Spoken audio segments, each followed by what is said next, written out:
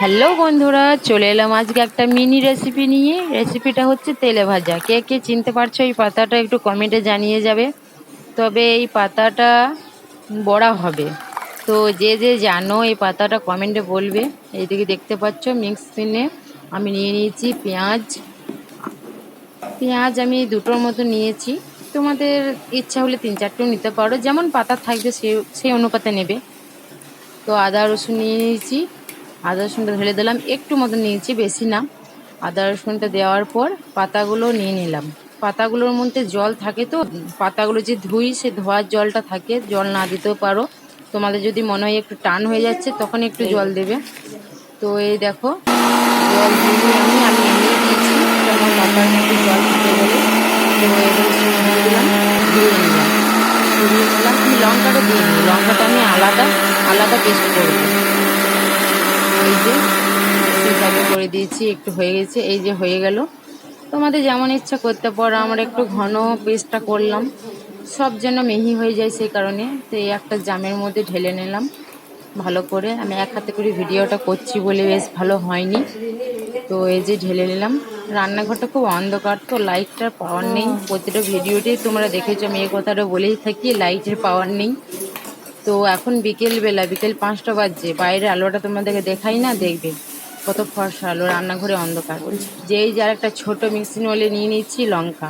লঙ্কাটা আমি আলাদাভাবে ঘোরাচ্ছি, কারণ হচ্ছে ওই বড়াগুলোর মধ্যে লঙ্কা দিইনি।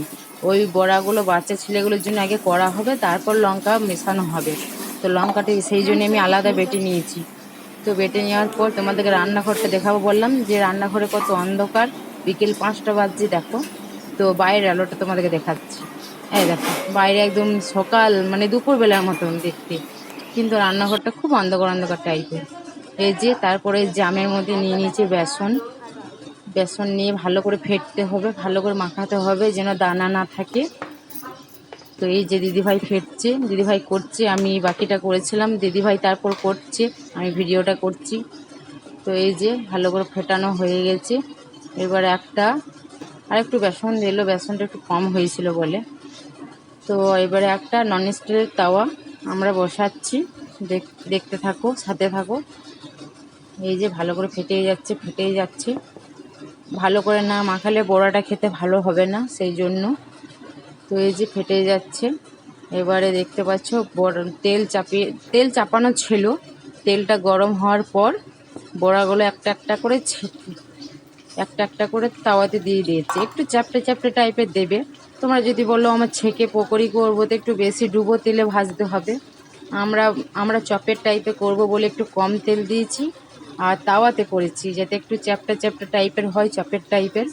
পকোড়ি খাবো যদি বলো তোমরা ডুবো তেলে ভাজবে, সেটা তোমাদের ইচ্ছা, আমাদের এইরকমই খেতে ভালো লাগে। তো এবারে তোমরা পরিবেশন করে নাও গরম গরম।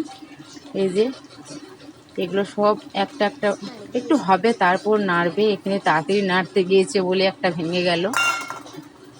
এই যে একটা একটা করে সব উল্টিয়ে নেবে।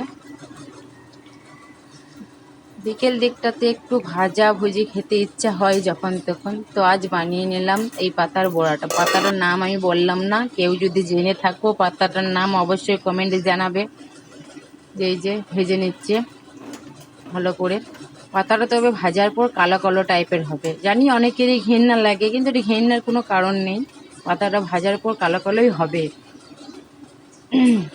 আশা করি অনেকে জেনে গেছো ওটা কি পাতা। যদি জেনে থাকো ছোট্ট করে একটা কমেন্টে জানাবে। তবে ভিডিওটা ভালো লেগে থাকলে অবশ্যই লাইক কমেন্ট সাবস্ক্রাইব করে দিও। এই যে পাতাগুলো ভাজা হয়ে গেছে, বড়াগুলো। এবারে গরম গরম পরিবেশন করে নেবে, সবার সাথে এনজয় করবে বিকেলবেলা।